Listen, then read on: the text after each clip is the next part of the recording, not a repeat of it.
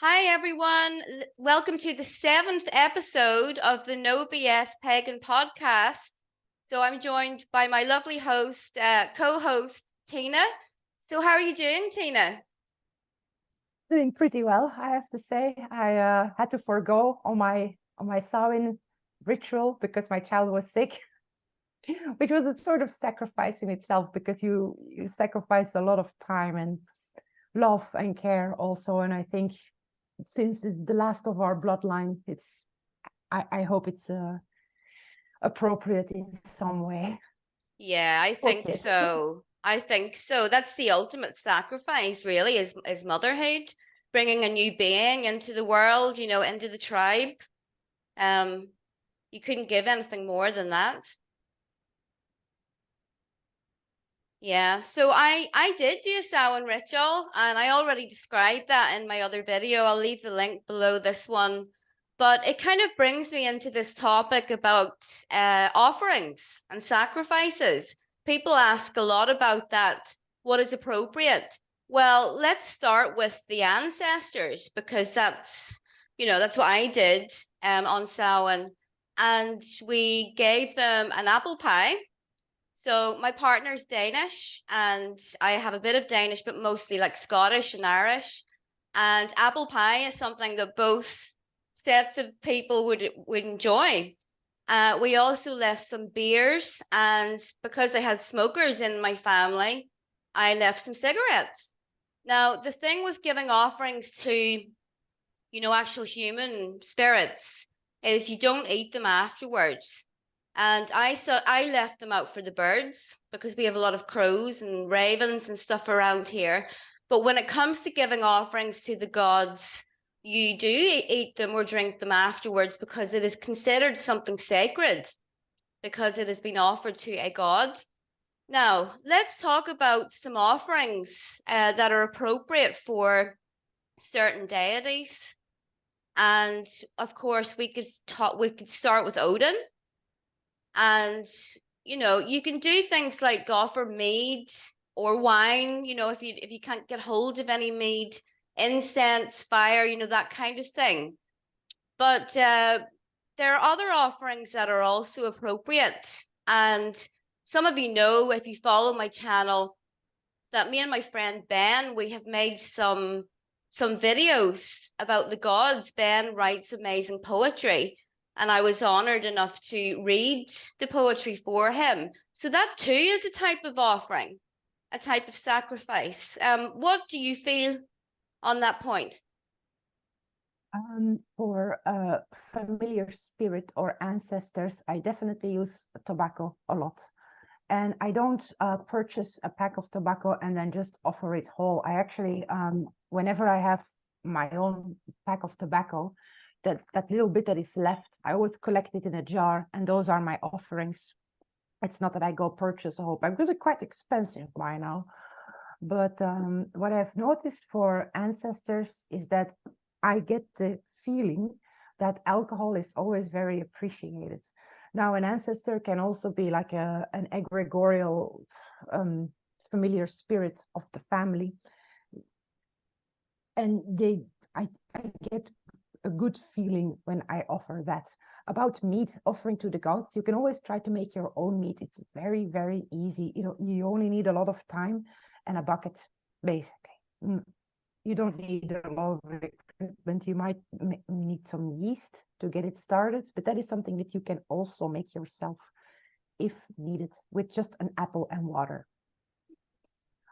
For gods, what I often do is when I have finished a rune set, which I'm getting back into it and selling them, is I leave them on my altar in front of the Odin statue for about a week before I send them off to people.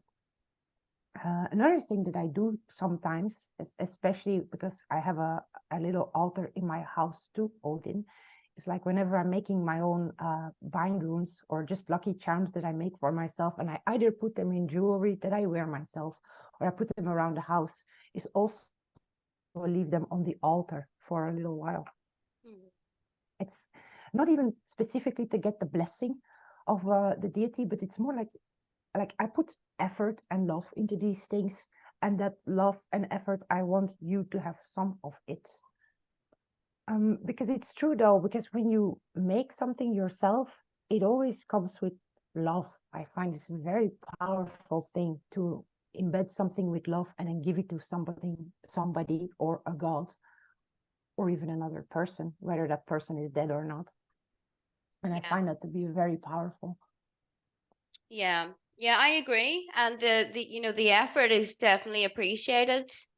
I actually found some magic mushrooms growing in, the field behind me. This was a couple of years ago, and I dried them on my altar and offered them to Odin and Freya. Really good idea, because when you go forage your own herbs, you're also probably in a very good mood at the time, because you're outside, you're having fun with it, and then you place them on the altar.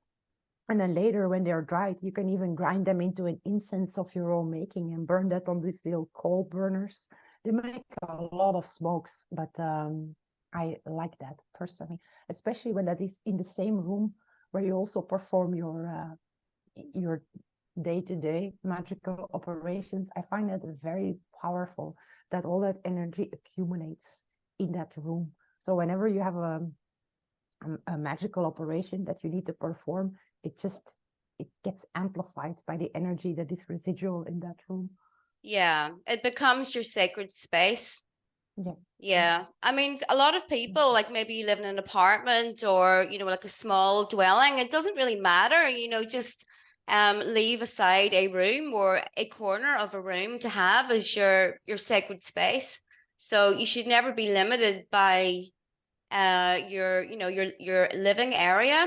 I've even done rituals in hotels and things like that. When I was in Denmark in a hotel and I wanted to give Odin some offerings, I just simply did it in the room. And I cleared the energy in the room first. That is something that's really important, is that you create this sacred space that is pure and clean. And Especially someone, in a hotel, I would imagine. oh yeah, yeah, because Sorry.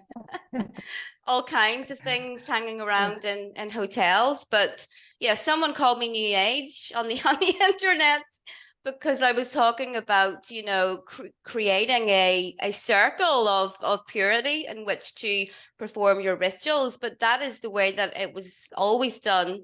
In the Nordic tradition, it was said to be you called in these dwarves that represented the four cardinal direction. So it's not a Wiccan or New Age thing at all. Don't call me New Age. I would argue that it is something that Wiccans have appropriated to use that kind of language, because they did. And not only that, I mean, this sacred space, the circle is just a very universal symbol for a sacred space. It doesn't need to be a physical circle. A room obviously is not a circle, it's a cube. But this goes back so much earlier than this Wicca New Age bullshit. When you go to ancient Egyptian temples, you had the outer sanctum and you had the inner sanctum, where nobody was allowed to come except for the priests, the anointed priests to that godhood, to keep that room free from profane energies that outside people will bring with them. Yeah, I absolutely agree. So when it comes to giving offerings to Thor, you can, offer meat and mead and things. You could also offer something where you sacrifice a part of yourself where you're lacking in courage. Do something brave, take yourself out of your comfort zone. Become determined to conquer, a kind of weak part of yourself once and for all. That too is a sacrifice. So with Freya, because she is a goddess of love, but also, the battle and say there you can maybe decide to sacrifice a part of yourself that isn't so great within relationships. I will work in my jealousy or, whatever it is. So yes, physical sacrifices we can do, but also some things to improve ourselves, because when we improve upon ourselves, we also like improve upon the whole tribe. So it's very important. So yeah, we could also talk about these kind of fake paths, to continue a conversation on from Facebook. This kind of left-hand paths, stuff, black magicians, fairies, and all of that. You can start with that since you were the one that brought it up. Start with the fairies. I have stumbled across YouTubers that are fairly big YouTubers even, because of course they spin the whole story that everybody wants to hear. Oh yes, you can summon the fairies and they will be your friends and they will accompany you everywhere and you can have them do your bidding, and all that is absolute bullshit. Never listen to these people. These people have never had experiences with fairies, because if they had, they wouldn't be saying that, because they would know it was bullshit. Fairies are absolutely fucking scary creatures. You don't want to be near them. You think of this fairy as an airy, fairy, cute little cuddly thing. You're absolutely wrong. And if that is the image that they got, that you got from them, and you actually saw a fairy, they're not only lying to you, but they're leading you down a path which you're going to regret. And you're going to regret it so badly, because it is so easy to offend them. The mood can change so incredibly fast, and out of nowhere it can flip like a light switch. Mm-hmm. I've had experiences with fairies in the forest, especially in the Belgian swamp that I used to have a part-time job in. Those things were weird. At best, it was so weird that you don't really know what just happened. And that is a best case scenario, because they can be absolutely scary and they want to scare you. Most of them want to. I have an experience, and they're not what you think they are. They can look like people, like just physical people like you and me, but there is something so weird and off about them. There were people in that town, which was a small town, by the way, and I always met them in the forest, and it was a couple, and I always saw them from a distance, and I never saw them anywhere else but that swamp. And for some reason, I saw them very often in that swamp, no matter when I went. And I always kept my distance, because I knew that what they were not that that that's not people. They look like people. The woman was always shouting at the trees, very, very hostily and violently, and the man was just walking beside her as if he couldn't even hear her. That was the most bizarre thing, and I just knew to steer clear. I don't want to have any contact with that. Another one was, it was actually pretty funny, and but was mostly strange, was a man on a sports bike, and he had this energy around him that was very dreamy. And he stopped right in front of me, and he asked me like, "Excuse me, but do you know the way to the main road?" And I told him like, "Yeah, you need to follow the creek here. It's a few kilometers. Eventually you will see a road to your left. You need to take that." And he looks at me and then ponders for a second and goes, well, I won't be going there then. And he takes his bike into the swamp. You cannot ride a bike in the swamp. You just can't. You will get so stuck. And he was a man like you would see in every Belgian street on a sports bike with his little sports thingy on. And that was a fairy. And that Yeah. was one of the most positive ones that I can imagine having with these creatures. Yeah. I mean, historically they were feared, especially here in Ireland. There was still to this day, you see fairy trees in the middle of farmland and the farmers refuse to cut them down. But my parents, they live right beside a fairy fort, it's known as a fairy fort.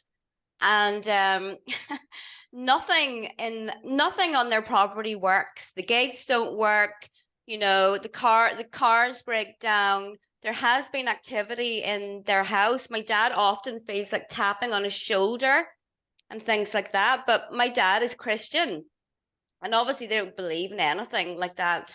And I said to him, after his car had broken down after like the fourth time, it's the fairies. And he said, being the kind of loudmouth that he said, fuck the fairies.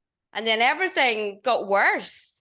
And I was like, Dad, don't say that. Now, when I lived there, I did used to leave little offerings in the forest, in the trees. I didn't ask for anything. I didn't want a relationship with them. I just left them some milk or, just a little offering to appease them. But no, they're not. entities that you mess with. In fact, their energy is a lot like a wild animal. It's very unpredictable. And these idiots on YouTube or the internet, with these fairy paths, it's probably the jinn that they're dealing with, because the jinn can shapeshift and appear in different forms. But the actual energy of a fairy itself it's not friendly. It doesn't give a fuck about you, and it can really turn your life upside down and destroy you if you have this, kind of narcissism about them. But it's getting more and more popular, that kind of crap.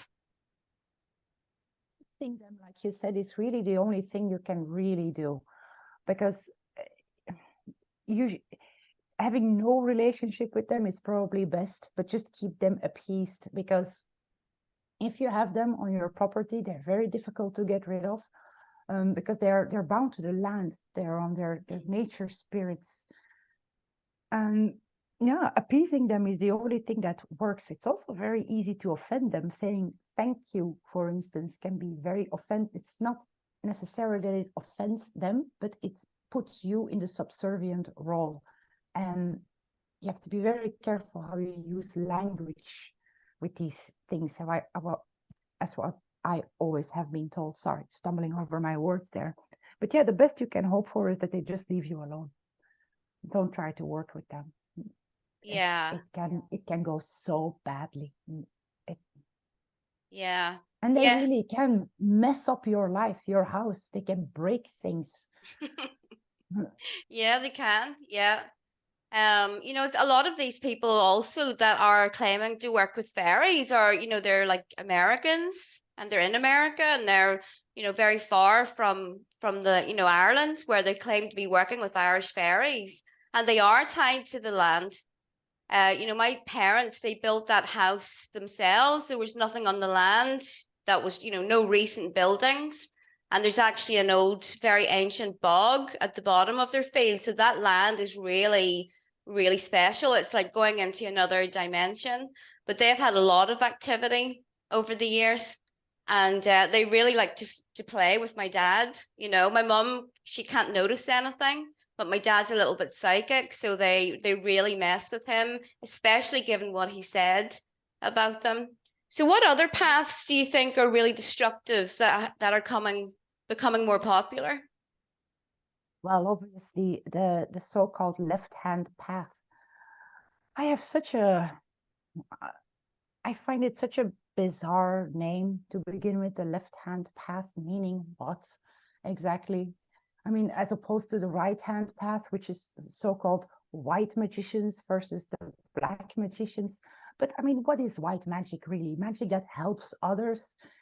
Yeah, I'm going to say something unpopular here, but helping others through magic is also black magic, because you're interfering with their free will.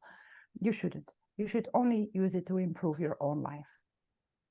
I mean, if somebody is a raging alcoholic, yeah, I will fully acknowledge that person probably has a lot of shit happened in their lives that they maybe had a hand in, but maybe not.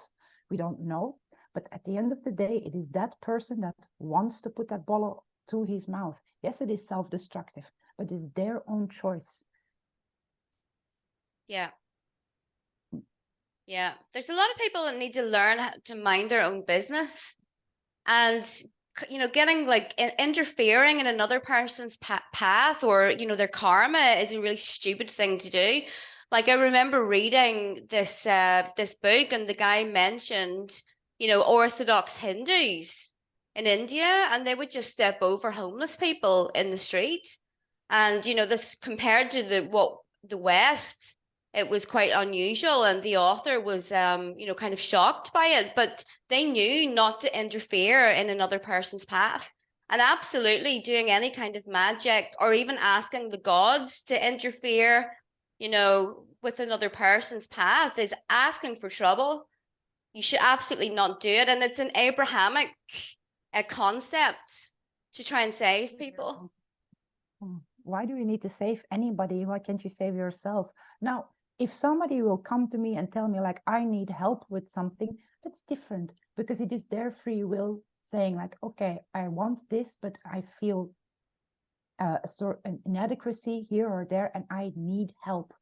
That's different, in my opinion. But if you go behind somebody's back to try and perform magic on them in order for them to, I don't know, get rid of a toxic personality trait of their own, that's all black magic. Leave that stuff alone. Focus on yourself.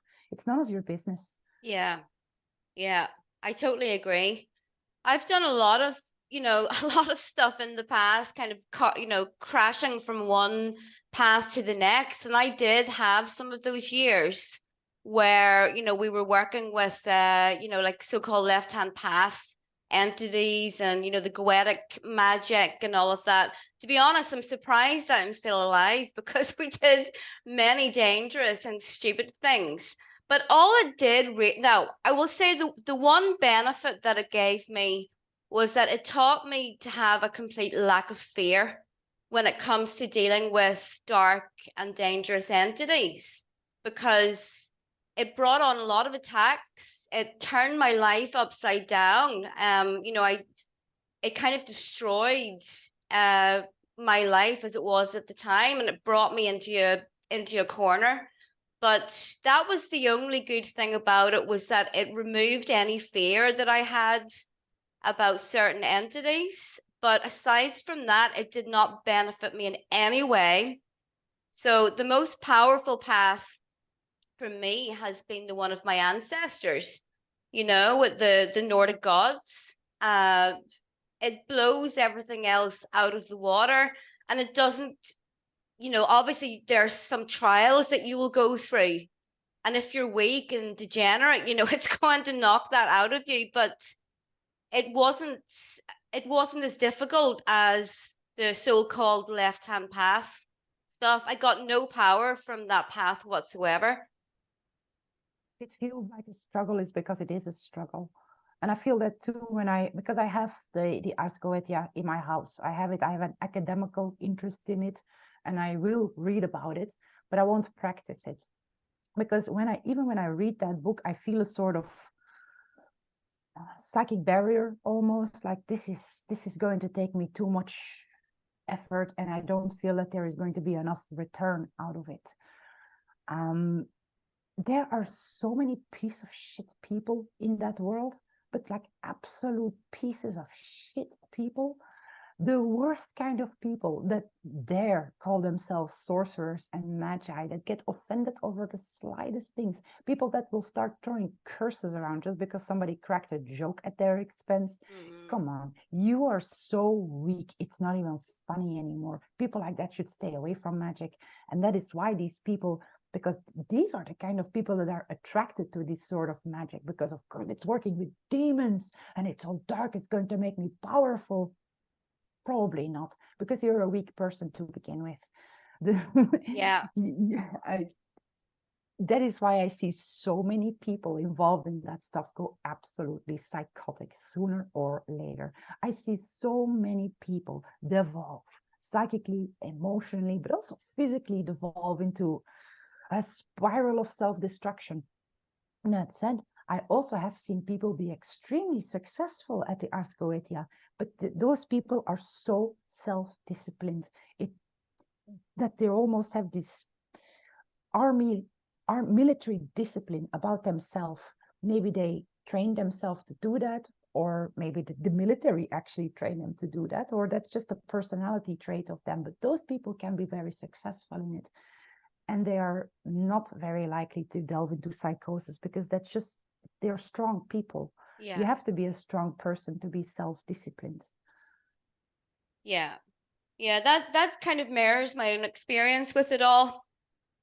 Is that a lot of these people that get into it in the first place, they're pretty fucked up and they have a lot of wounds, and it's literally the last person that should ever get involved in a path like that. But I've also seen people commit suicide, their lives fall apart. I would never take advice on any matter, but in particular with magic and spirituality. I would not take advice from someone that didn't have a stable life. So someone that cannot hold down a relationship, they don't have steady money, You know, they're moving around constantly. Why would you take advice from someone like that when their own path that they're trying to promote has not benefited them in that way? Strong people are stable. You know, they have stability in their lives. But yeah, some of the worst people that I've ever met have used that, and you know, they can hurt people with it, but ultimately their lives are a complete shit show, and who wants to be like that? I subscribe to a few left-hand path magicians or self-proclaimed magicians, and it's always the same. It's always the same dreary, depressing energy. Like, I've also noticed that a lot of these people cuss and curse a lot. Like, in their regular speech, it's fuck this and fuck that and fuck everything. And there's a fuck you and fuck this in every sentence. And it's become so it becomes a caricature after a while. It's all I focus on. And I can't even listen to what they really have to say anymore, because that's all I'm hearing. It's so juvenile. Yeah. Stop it. They're just trying to be the bad boy, you know, the bad boy or the bad girl. But yeah, I would not recommend anything to do with those paths. And Although if you, yeah, there are Goetia demons that can help you with vocabulary. Use those. yeah, yeah, or give some offerings to Mercury to help you with that. But yeah, it's not recommended at all. You know, I just look at my own life and how much it really improved after getting on the path of my ancestors. And it was literally, you know, it changed very quickly within a matter of months. And I always say this, but it realigns something within you. It realigns something to connect with your ancestral gods, and it does remove trauma that has been passed on through the generations.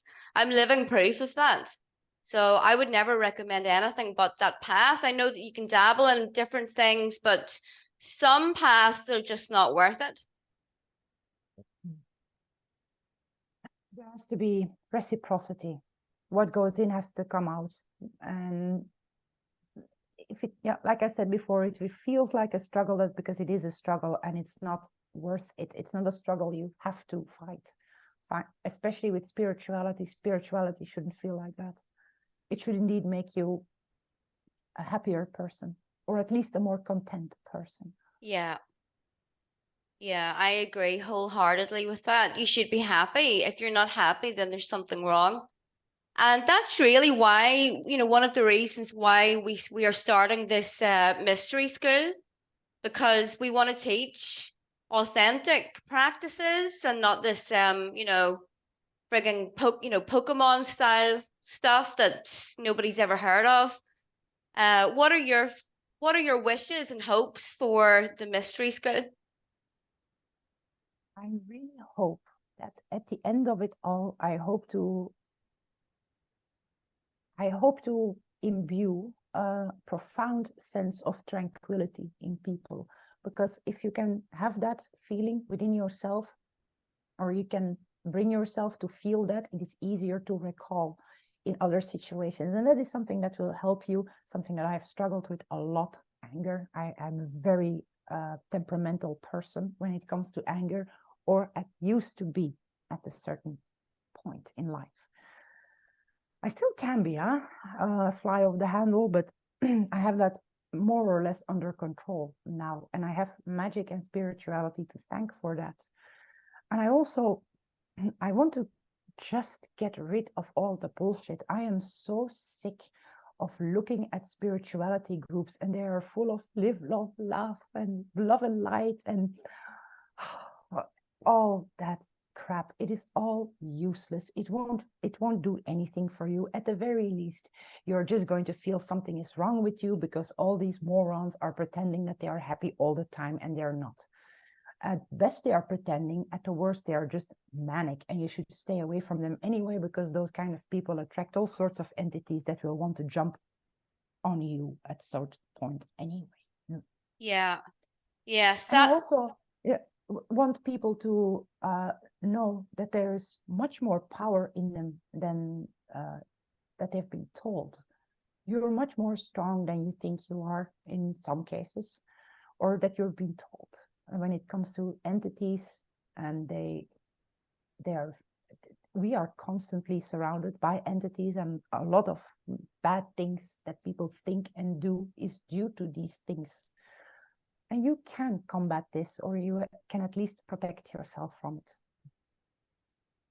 Yeah, yeah, agreed. And that is something that tends to happen when you start to experiment on a path, like using runes or doing rituals, anything like that will make you more visible to entities because you suddenly have more power, and these entities, they don't want you to grow. They don't want you to be thrive or be happy. So it is something that we will teach is how to protect yourself. That's going to be some of the first lessons because that's vital for people to know. But yes, I too am kind of tired of seeing all this fluffy nonsense on the internet. And some of these people are really popular. They have huge followings, and that usually is a sign that, not always, but it's kind of a sign that they might be a bit full of crap because I know from being an astrologer, and I try my best as an astrologer to use astrology in a way that is authentic. And a lot of these new age astrologers, they go on about this nonsense like the Lion's Gate, and they don't use the traditional rulerships for the signs, and they are the most popular.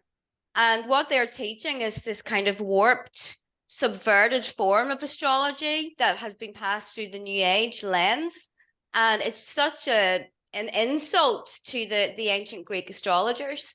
So I just think that these huge people that have huge followings and they're not talking about the real authentic stuff because that includes talking about darkness and being faced with your own shortcomings, which a lot of people do not want to do.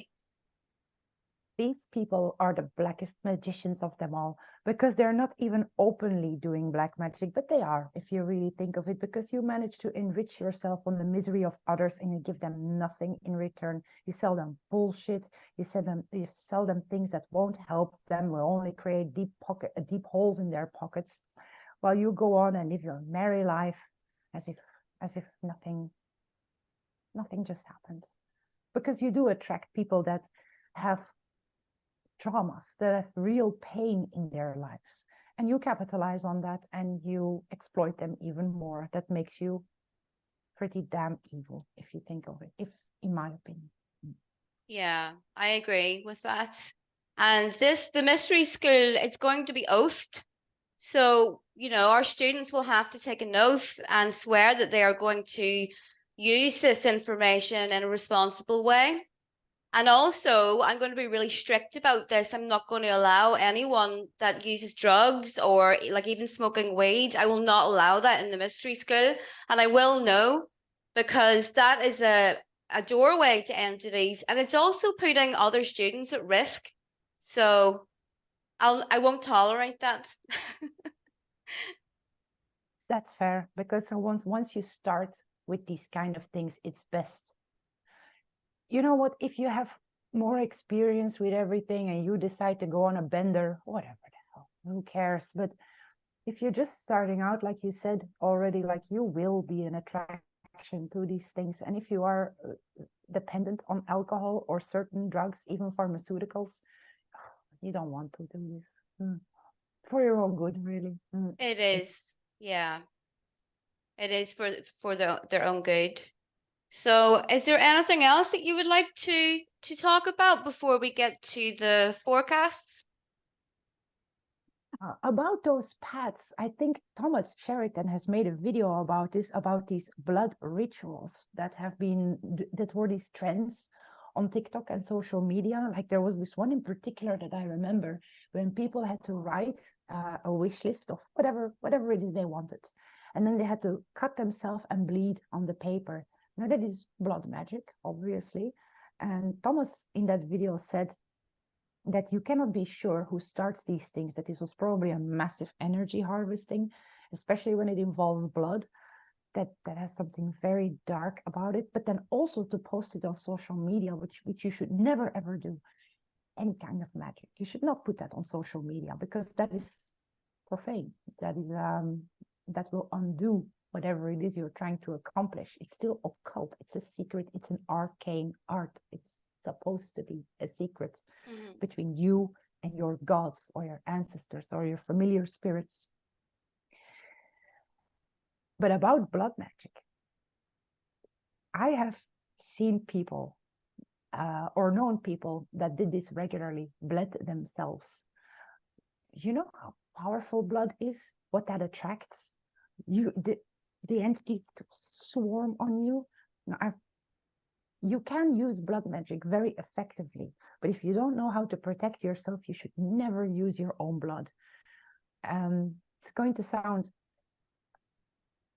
bad when I say it, but if you have to use blood magic, although you don't have to, there are alternatives, then sacrifice a chicken that you're later going to eat, if anything. Yeah. Never just kill the animal for the sake of killing it. You need to also eat it. Yeah. Yeah. It is dangerous to use your own blood, for sure. It's not recommended at all. And that's another thing about a lot of these, you know, the new age witchy types, you know, the kind of Lana Del Rey followers. And they don't have, you know, they don't worship a specific deity, and they do all this like car crash magic, and they love to use their own menstrual blood. And that is something that actually, if you look at the hoodoo tradition in America, you know, the combination of voodoo and then the Christianized element to it, they will say that to put your menstrual blood in, you know, a man's drink or food to make him fall in love with you. And it is just so nasty.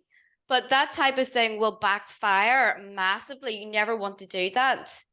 But yeah, it's not recommended. That's why they did use animals and use their blood. You know, in the rituals, they didn't use their own.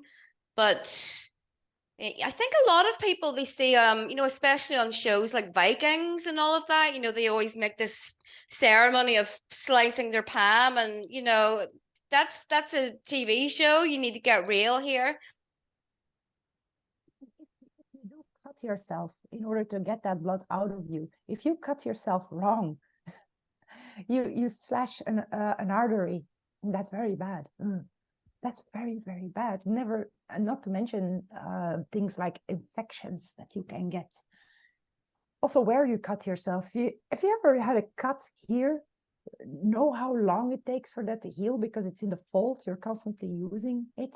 If you really have to use blood, use a diabetic finger pricker, you know, Yeah. these are sterile and they don't draw a lot of blood, because you don't even need that much blood. You don't need to bleed a whole liter of blood.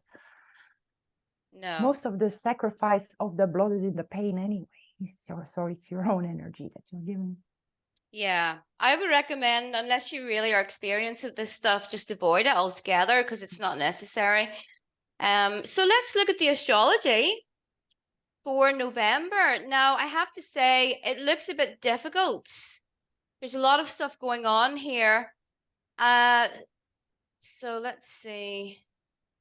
Yeah, now I'm just going to do it day by day. So on the 3rd of November, we have an opposition between Venus and Virgo and Neptune. That can be some kind of weirdness connected to love or some illusions.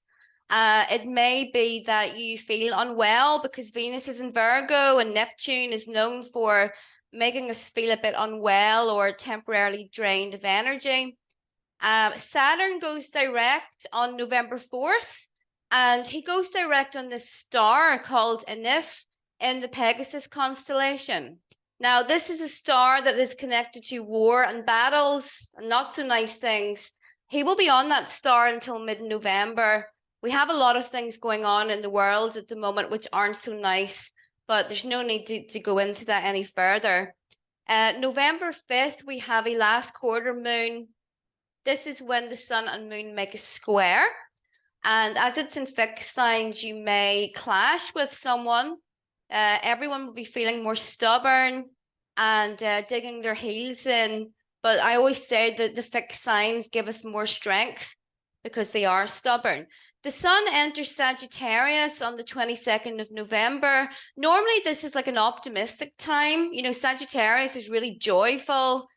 It's about adventures and, you know, happiness. But Saturn is really placing some restrictions on this season. And Neptune, because they're both in Pisces, and those signs make a square to Sag. So then on the 23rd, we have the sun is in square to Saturn. It's exact. This can be a bit of a bleak feeling, maybe like a bit heavy. I always feel those Saturn transits quite heavily in my body. But you may feel a bit, you know, just a bit blah. It's a good day for hard work. Not a lot of fun. Jupiter is direct also on the 23rd. Then Mars enters Sag on the 24th, and Mars in Sagittarius is very fun. It takes risks, it has a lot of energy. We will all be feeling a bit like that. But the first thing that it does is it makes this square to Saturn on the 25th. And this is a day where you feel like you can't get anything done. There's like a blockage, and it's best to leave important stuff that take a lot of energy maybe for another day. There's a full moon in Gemini on the 27th of November. Now, this is an odd full moon. I don't really like the feeling that I get about this.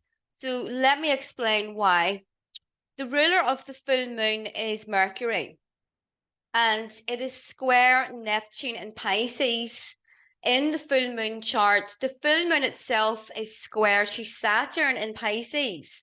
And this really reminded me a lot of the lunation that we had around the time that ill-fated sub that they went to try and find the wreck of the Titanic. Well, we all know what happened there, but the astrology really reminded me of that event. Now, the full moon is conjunct a fixed star called Hyadum. And traditionally, you know, this is based on research going back thousands of years. Traditionally, it is connected to tempests, storms, and severe weather connected to water. I know that it's been really wet and there have been floods in a lot of places, including Ireland, which is quite unusual. And really, we could have explained that away by the eclipse that we had, but this is going to continue. Now, the Hyades were the five daughters of Atlas, and they were transformed into stars connected to rainfall. This is in the mythology. So I really would expect some kind of event connected to the sea, connected to floods or water. And I know that that's not a nice thing to talk about, but you know, I'm all about being real when it comes to astrology. So, how, on a personal level, what is the best way to make the most of November? So, there is a tendency here to be overly hard on ourselves because of Saturn. We may lack in self-confidence. There may be some blockages and obstacles. So, this is an opportunity to prove yourself. This is you know, you can prove your willpower, prove your strength of character. It's one of those months that you will have a struggle, but then you will have a breakthrough after that when you put in the hard work. This can be in any level, your work, you know, your physical body, like your health, or any other situation. So it is a month to kind of work your ass off and prove yourself.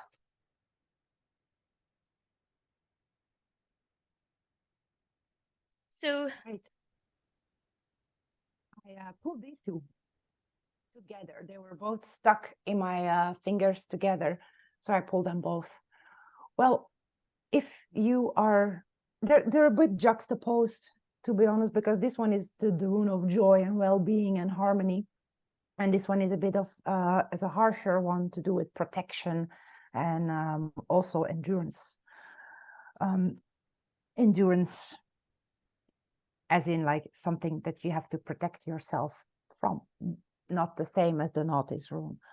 But it's about spiritual creativity and also hard will, like pure willpower. So indeed, like if you're having a struggle, this is a rune that signifies that if you endure through a certain ordeal, rather than expecting it to be over at a certain point, you will actually grow as a stronger person out of it. You will have hardened your own willpower, and as such become a more powerful person yourself. Which then, of course, you can utilize, you can invest psychic power like that into becoming an even better version of yourself over and over and over again. That is the point of magic, is to become the best version of you that you can possibly be in this life. That will come with hardship. It always does. It cannot not come with hardship. That is why sometimes astrology is really bad, and we need to heed the warnings and just make the absolute best of it. And I think this is where this rune comes into mind, because when you say that you can have struggles with other people, keep in mind that it is not always worth burning bridges or sacrificing relationships over just having a shit day. So before you blow up at somebody, keep in mind that it's maybe better, in order to keep the harmony in a relationship, to just endure for a little bit, to not fly off the handle immediately. Keep in mind that it's very beneficial for a human to have good relationships in their life. Now, if your relationship is bad, then okay, you don't need to keep it. But friends and family, people that you love and that love you, these are important people to have around. And especially during hard times, they can be a real source of strength to you. It makes the endurance more bearable. And I think that is the runic addendum on that. I love how they always reflect the astrology. Mm-hmm. Always. Yeah. I mean, that's really the wisdom of Saturn, is knowing that you can't just, not to blow up and lose your temper, that you have to understand that people are human and everyone has bad days. Everyone acts like an arsehole some days, if you're hungry, you're tired. And of course, people in your life, like your partner or your friends, are going to be like that. But it's about having patience. And yes, of course, in some circumstances, of course, if someone has repeatedly abused you, you must cut them out. But I also think that, especially in the new age scene, there seems to be this thing of constantly cutting people out all the time, and never speaking to them again. You, let's say you have a fight with your loved one that happened because you were hangry, you were angry, hungry, and you just blow up because you're having the shittest day, and now this did something that specifically told them not to do, and you just explode. Just apologize. There's nothing wrong with that. It is because you probably were in the wrong for blowing at this person. Just because you were having a shit day on a shit moment, that doesn't mean that they're a bad person. Just apologize. It takes certain strength of character to own your own shit. Yeah, yeah, some good advice there. Well, I think that kind of wraps us up for this month. So thanks for watching, everyone. We really appreciate it. If you want a rune reading from Tina, I'm going to leave the link to her channel, as always, below the video. If you want an astrology reading, you know how to find me. So take care, and we'll chat to you next month.